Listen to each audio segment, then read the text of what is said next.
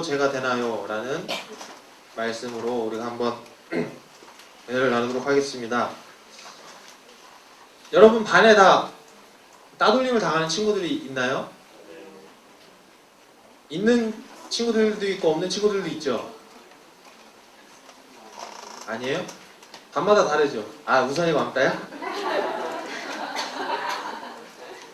형사님은 이런 따돌림에 대한 좀 안 좋은 추억이 있어요. 뭐였냐면 저희 아버지가 이제 목회를 하시니까 이사를 좀 자주 다녔어요. 그래서 4년이나 5년 주기로 이사를 다니셨는데 적응할 만하면 이사를 간다고 하는 거예요. 그래서 그동안 친했던 친구들하고 헤어져서 또 새로운 환경에 적응해야 되고 다시 한번 친해져야 하니까. 그래서 전사님은 이력이 좀 특이해요. 초등학교 2개, 중학교 2개, 그리고 고등학교 하나를 다녔죠. 그래서 좀 애매한 구석이 있고 예전에 친구들은 좀 연락이 잘 안 되더라고요. 그렇게 되어버리니까. 그래서 저는 어릴 때 소원이 뭐였냐면 한 동네에서 정말 오래 자라서 막 주머니에 손 넣고 막 어디 가도 너 웬일이냐? 라고 하면서 이렇게 동네 친구들 막 알아보는 친구들 있죠.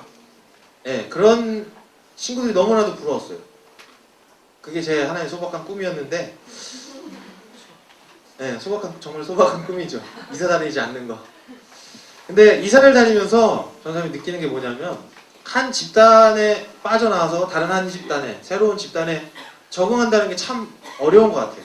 뭐 저도 시골에 있다가 뭐 도시로 왔다가 도시에서 다시 뭐 시골로 갔다가 하는 상황을 겪었는데, 또 그 반에 있는 어떤 분위기나 또 이제 그런 게 있잖아요. 뭐 싸움 잘하는 애, 공부 잘하는 애, 뭐 좀 찌질이 같은 애들도 있고 이렇게 그런 애들이 섞여 있는데 과연 나는 이 반에서 어떻게 해야 되나? 라고 하는 거. 그래서 저는 그때 좀 살기 위해서 좀 얍삽한 방법을 썼죠. 첫날 딱 갔는데 저희는 이제 도시락을 먹었어요.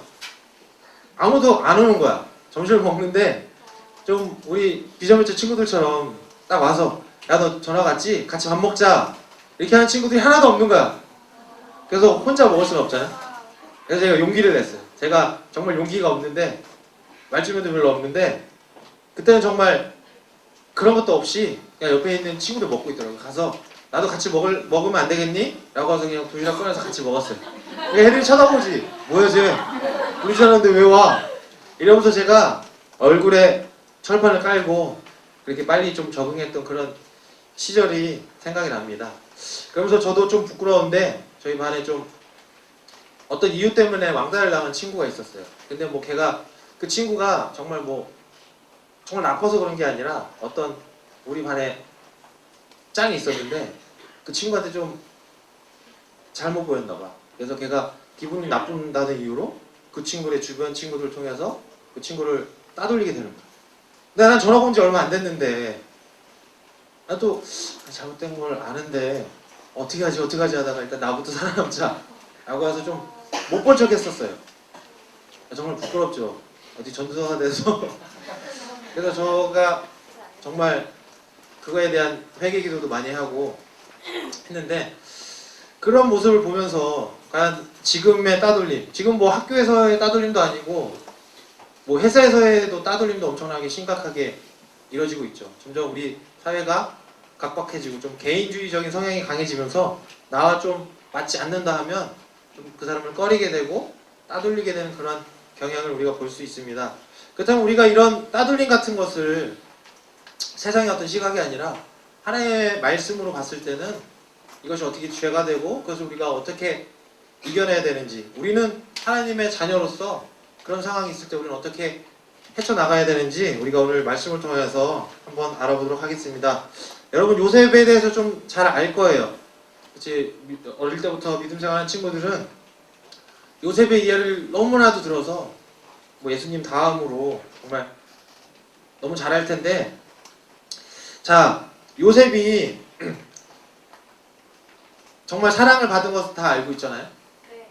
그렇죠? 채색 옷을 입고 형들은 양을 치러 멀리 나가서 양을 치고 일을 하는데 이 요셉만은 아버지가 곁에 두고 좋은 옷을 입히고, 뭐 시장표 그런 게 아니라 파마나 나이스 그런 옷이 아니라 정말 백화점에 데려가서 명품 옷만 입히는 그런 사랑을 해주는 그런 요셉이었습니다. 그렇다면 왜 아버지 야곱은 12아들이 있었는데 왜 요셉을 편애했을까요? 그 이유를 한번 우리가 알아보도록 하겠습니다. 야곱한테는 아내가 4명이나 있었어요. 와. 우리나라는 일부 일처제지만 아직도 이슬람권이나 다른 나라들, 중동의 나라들은 일부 다처제나 일처 다부제 상황을 겪게 됩니다. 근데 여기서 야곱의 능력을 볼 수 있죠. 아내를 4명이나 거느릴 수 있다는 거. 뭐죠? 경제력이 된다는 거죠. 그쵸? 제가 지금 아내 1명이랑 살고 있는데 아내 하나도 힘들더라고요. 뭐 내가 뭐 힘든 그런 게 아니라 어떤 경제적이나 다른 것들도 힘든데 야곱이 4명의 아내를 두고 있었다는 것은 어느 정도 경제적 지위와 부를 누렸다는 것을 우리에게 보여주고 있습니다. 그런데 그 많은 아들 중에 왜 하필 이 요셉만 특히 사랑했을까? 성경에 보면 야곱은 내 아내 중에서도 또 특히 사랑하는 아내 1명 있었어요. 그 아내 이름이 뭐였을까요? 하나도 몰라요? 레아와 라헬. 이제 좀 생각나죠? 라헬을 특히 사랑했어요. 그래서 라헬을 위해서 14년 동안 그 삼촌 라반의 밑에서 거의 종처럼 종노릇을 했습니다. 얼마나 사랑했으면 그 사랑에 눈이 멀어서 14년 동안 종노릇을 했을까요? 그치 철호야? 그치 김태희 정도 아니면 못하겠지. 아니 김태희 정도 대회도 14년 동안 종노릇 하면서 그것을 얻기 위해서 한다는 것은 정말 대단한 것이라고 합니다. 대단한 것이라고 우리가 볼 수 있죠. 그처럼 야곱은 그 네 아내 중에서 첫 번째가 아니라 라헬을 너무나도 사랑했어요. 근데 그 라헬이 아들 2을 낳고 죽었는데 그 첫 번째 아들이 요셉이에요. 그러니까 얼마나 사랑스럽겠어요. 그렇죠? 네. 여러분 동의가 안 되나? 그 제가 아이를 낳은 건 아니지만 저희 아내 저도 좀 아이들이 별로 좋아하지 않았어요. 근데 그런 말 하잖아요. 내 핏줄에서 나를 닮아 나온 자식이 얼마나 이쁜지. 고슴도치도 자기 자식은 그렇게 이뻐한다는데 제가 바로 그런 고슴도치더라고요. 아이에 대해서 그런 별로 좋지도 않고 있으면 그만 없으면 그만 그런 생각이 있었는데 아이가 정말 태어나고 뭐 어느 한 가지라도 나를 닮은 게 있는 거예요. 그러니까 얼마나 사랑스러운지 그것을 말로 표현할 수 없더라고요. 그런데 하물며 자신이 가장 사랑하는 아내의 첫 번째 아들이니까 얼마나 사랑스럽겠어요. 그리고 성경에 보면 또 요셉을 늙음하게 얻었다고. 그러니까 나이가 들어서 얻었다고 합니다. 그러니까 다른 아들보다 그 요셉이 너무나도 사랑스러운 거예요. 그래서 그에게 화려한 옷을 지어서 입혔다고 말하고 있습니다. 자, 아버지의 이런 편애를 받았던 요셉은 어렸으니까 철이 별로 없었어요. 그래서 형들은 짜증나죠. 왜 아빠는 왜 쟤만 사랑해?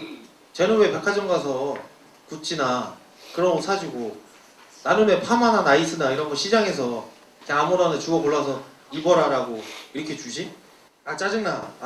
요셉도 짜증나서 아빠도 좀 그러네. 이러면서 이런 불만을 표현했습니다.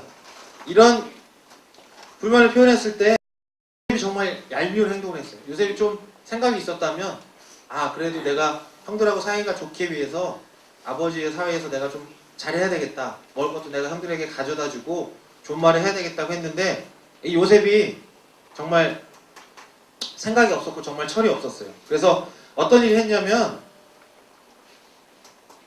형들의 허물을 죄다 아빠한테 일러다 바쳤어요. 이거 얼마나 얄밉겠어요. 동진이가 하는 행동을 보고 있다가 동진이가 예배 시간 늦게 왔대요. 동진이가 잠을 너무 좋아해요. 그리고 동진이가 철을 때렸어요. 라고 사소한 것들을 한 가지 모두 다를 정말 때린 게 아니라 동진이는 그럴 친구가 아니잖아요. 이렇게 되면 제가 이렇게 자신있게 얘기하는 건데 동진이의 동생이 만약에 있다고 하면 그 동생이 하나하나 다 감시해서 그것을 아버지에게 보하는 거예요. 그러니까 아버지는 그 얘기를 듣고 열이 받아서 그 아들들을 나무라는 거예요. 그러니까 이 요셉이 얼마나 싫었을까요? 얼마나 얄미웠을까요? 가뜩이나 차별을 받는데 얘가 또 중간에서 그런 짓을 하니까. 만약에 요셉의 눈치가 있고 좀 더 겸손했다면 형들 사이에 중재를 잘해서 오히려 형들의 편들도 사랑도 얻고 아버지의 사랑도 얻는 그런 요셉이 될 수가 있었다고 생각되는데, 아직 요셉은 17살 철부지 나이였기 때문에 그런 것들을 잘 몰랐습니다. 자, 그래서 오늘 아버지가 요셉에게 심부름을 시켜요. 야, 요셉아, 너희 형들이 지금 세겜 땅이라는 곳에 가서 양들을 치고 있는데 가서 형들이 잘 있는지, 양들을 잘 치고 있는지 가서 한번 보고 올래? 라고 심부름을 시킵니다. 그래서 요셉은 형들을 찾아서 세겜 땅에 가요. 근데 세겜 땅에 갔는데 형들이 없는 거야. 어떻게 했겠어요? 아니, 아버지가 심부름을 보냈는데 거기 갔는데 그게 없어. 1번 그냥 돌아온다. 2번 끝까지 찾아온다. 3번 그냥 운다. 여러분 어떨 것 같아요? 1번 손 들어보세요. 그냥 돌아온다. 그리고 2번 끝까지 찾아온다. 3번 운다. 운다는 없겠죠. 근데 요셉은 좀 책임감이 있었나 봐요. 그 아버지의 말씀을 그대로 따르기 위해서 그 주변을 돌아보다가 다른 목자들한테 물어봐요. 여기 있던 그 우리 형들이 있었는데 어디로 갔는지 아세요? 라고 물어보니까 그 사람들이 그 사람들은 여기를 떠나서 좀 단 땅으로 다른 데로 이동했어요 라고 합니다. 그래서 요셉은 그 말을 듣고 또 형들을 찾아갑니다. 마침 형들을 발견했어요. 근데 형들의 마음이 어떨까요? 그렇게 얄미운 녀석이 어떨까요? 형들을 향해서 다가오는데 우리 요셉이 왔어. 아우 수고했다. 우리가 원래 세겜 땅에 있다가 여기까지 왔는데 어떻게 알고 왔어? 참 대단해. 좀 와서 좀 쉬어. 라고 했을까요? 재수없는 놈 또 왔네. 어떻게 알고 왔지? 라고 하면서 그 형제들이 계략을 꾸며요. 그래서 어떤 계략을 꾸미냐면 죽이려는 계략까지 꾸밉니다. 근데 유다라는 그 형제 중에 유다라는 한 형제가 그래도 우리가 같은 혈족인데 어떻게 우리끼리 피를 흘려서 되겠냐, 그냥 팔아버리자 라는 그런 제안을 합니다. 그렇게 해서 그런 동의를 구하여서 마침 또 그런 상인들이 지나가요. 그래서 요셉을 그 상인들에게 팔아버립니다. 그리고 그 채색옷을 벗겨서 짐승의 양을 잡아서 늑대에게 잡아먹힌 것처럼, 맹수에게 잡아먹힌 것처럼 피를 발라서 아버지에게 가져가죠. 그래서 우리가 지나오다 보니까 요셉의 옷이 발견됐고 요셉이 이렇게 피범벅이 된 걸 보니까 우리를 찾아오다가 맹수에게 잡혀서 죽은 것 같습니다. 이렇게 거짓말을 합니다. 그래서 이제 아버지는 하늘이 무너지죠. 그렇게 사랑했던 그 아들이었는데, 그래서 날마다 슬퍼하면서 이렇게 하루하루를 지내게 됩니다. 자, 지금의 얘기로 보면 요셉은 왕따를 당했죠. 그 형제 12명 형제 가운데서 왕따를 당했습니다. 그러면 이 요셉의 왕따 당한 것이 누구의 죄일까요? 1번 요셉, 2번 형들, 3번 아버지.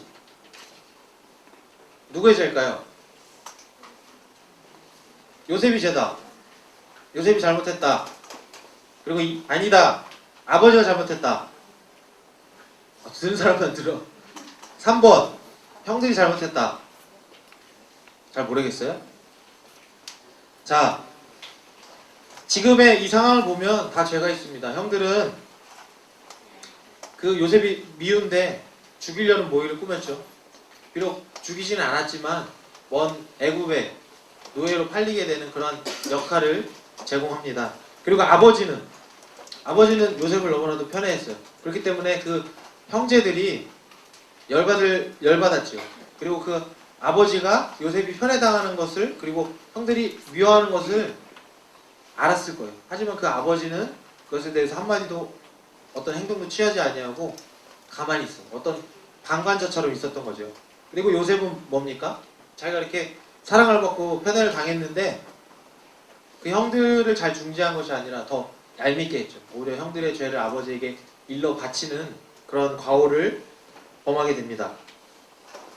자, 이러한 따돌림의 문제가 여기 성경에만 있는 게 아니라 제가 학창 시절을 겪었던 그때에도, 그리고 여러분들이 지금 살고 있는 이 시대에도 분명하게 나타나고 있는 현상입니다.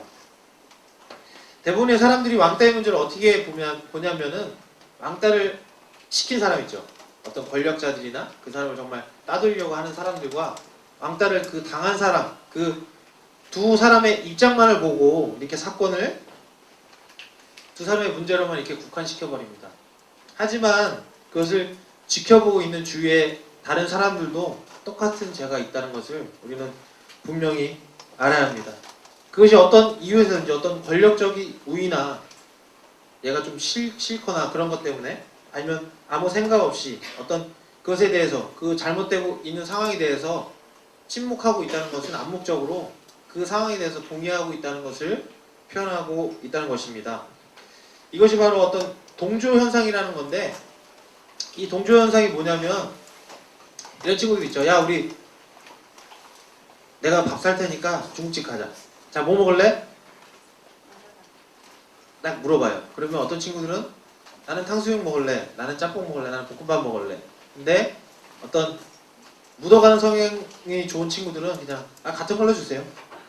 너 짜장면 먹을 거지? 나도 같은 걸로. 이런 현상을 보이게 됩니다. 이것이 그냥 있는 것이 아니라 어떤 이런 동조 현상이라는 것인데, 자신의 의견이 있는 사람들도 어느 집단에 속하게 되면 어느 집단의 어떤 압력이나 의견에 굴복한다는 그러한 견해입니다. 그래서 심리학자 솔몬 애시라는 사람이 어떤 이런 집단의 압력이 개인에 어떤 영향을 주는지에 대해서 한번 조사를 해봤습니다. 그 그래프 있는 화면 한번 띄워주시겠어요? 자, 이걸 한번 보시면 왼쪽에 있는 그 빈 막대가 어느 것과 똑같을까요? 자신있게 말하세요. C죠. 예, 누가 봐도 분명하죠. 그런데 누가 봐도 분명한 이 대답을 개인적으로 물어봤을 때는 100%가 다 C라고 대답을 했다고 해요. 그런데 이 집단의 압력이 어떻게 개인에 영향을 주는가라는 이 심리학자가 실험을 했어요. 그래서 한 7, 8명의 집단을 구성해서 한 방에 놓습니다. 이제 그 7명, 8명의 사람은 연기자들이죠. 다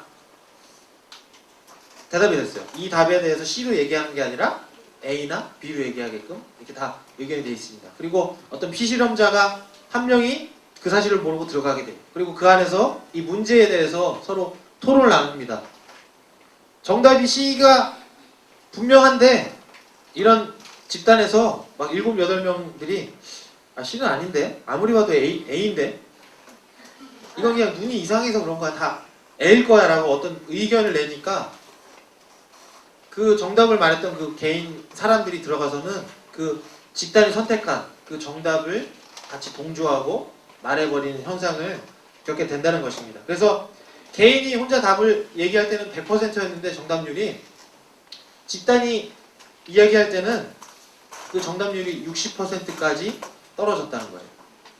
이 사실이 뭡니까? 또한 그리고 약 70%의 사람들이 자신의 의견을 버리고 다수의 의견을 따랐다는 것을 그것을 실험을 통해서 분명히 보여주고 있습니다.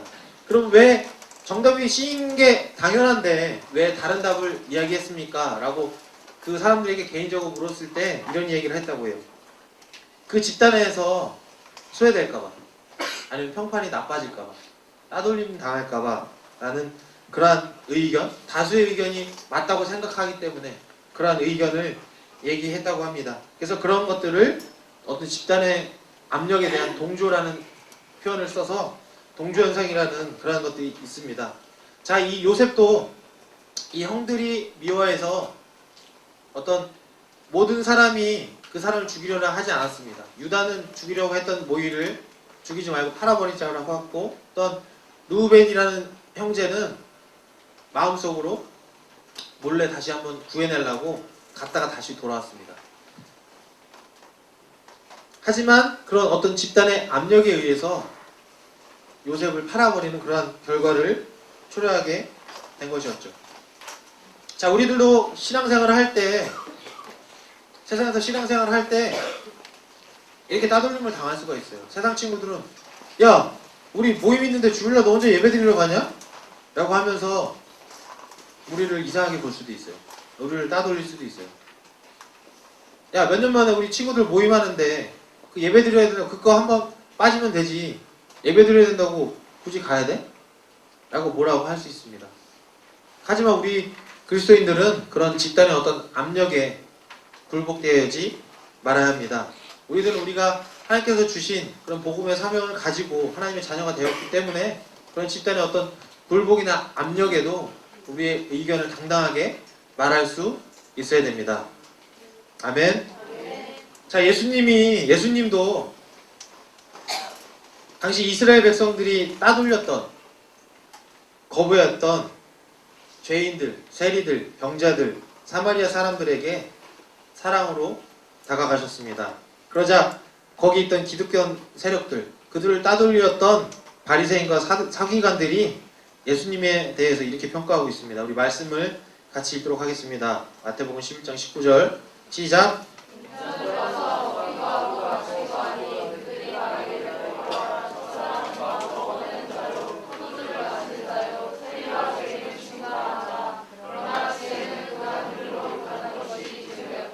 자, 그 사람들이 어떻게 평가합니까? 저 사람은 마구 먹어대는 자요, 포도주를 마시는 자요, 세리와 죄인의 친구다 라고 그렇게 평가를 하였습니다. 바리새인과 서기관들 그들의 기준에서는 죄인들, 세리들, 병자들은 마땅히 따돌림을 받아야 되는 자들입니다. 하지만 하나님의 기준에서 보면 그들도 사랑을 받을 온전한 존재였다는 것입니다. 그리고 예수님이 이렇게 말씀하십니다. 제자들에게 이것을 내 이웃을 사랑하라는 것, 내 원수를 사랑하라는 것 권유하는 게 아니라 너가 좀 노력해봐, 힘들지만 좀 노력해봐 이렇게 말하는 것이 아니라 명령을 하셨어요. 이 계명을 너희는 지켜라. 그것을 원수를 사랑하는 것이 곧 나를 사랑하는 것이다 라고 분명히 말씀하십니다. 그래서 마태복음 5장 43절과 44절에는 이렇게 말씀하고 있습니다. 네, 다음 말씀 띄워주세요. 자, 말씀 같이 읽겠습니다. 시작. 내 이웃을 사랑하고 내 원수를 미워하여라 하고 말한 것을 너희는 들었다. 그러나 나는 너희에게 말한다. 너희의 원수를 사랑하고 너희를 열단하지 말아라. 자, 구약에서 레위기 19장 18절에서 보면 내 이웃을 사랑하고 내 원수를 미워하여라. 말씀에서는 처음에는 분명히 원수를 미워하라고 말씀하고 있습니다. 그리고 어떤 배상법에서 보면 만약에 동진이가 잘못해서 내 눈을 뺐어요. 한쪽 눈을. 그러면 제 마음은 어떨까요? 어떨까요? 짜증나요? 짜증 이상히 죽여버리고 싶겠죠. 네? 그것이 사람의 마음이에요. 그런데 그 레위기 배상법에서는 한 만큼 그대로 돌려줘라. 그러니까 눈을 빼면 똑같이 눈을 빼고, 그러니까 그 이상을 할 수가 없다는 것을 정해둔 것입니다. 그러니까 이것도 어떻게 보면 최소한의 벌이죠. 사람이 어때요? 내가 이상한 사람에게 이만큼 당했으면 똑같이 돌려주는 게 아니라 더 많이 돌려주고 싶죠. 이게 바로 사람의 마음입니다. 그래서 구약에서는 그런 원수를 미워하라고, 그리고 또한 받은 대로 돌려주라고, 그만큼만 돌려주라고 그렇게 강조하고 있습니다. 그런데 예수님이 오시고 나서 그 말씀을 이렇게 다시 바꾸십니다. 그러나 나는 너희에게 말한다. 너희 원수를 사랑하고 너희를 박해하는 사람을 위하여 기도하여라. 이렇게 말씀하고 있습니다.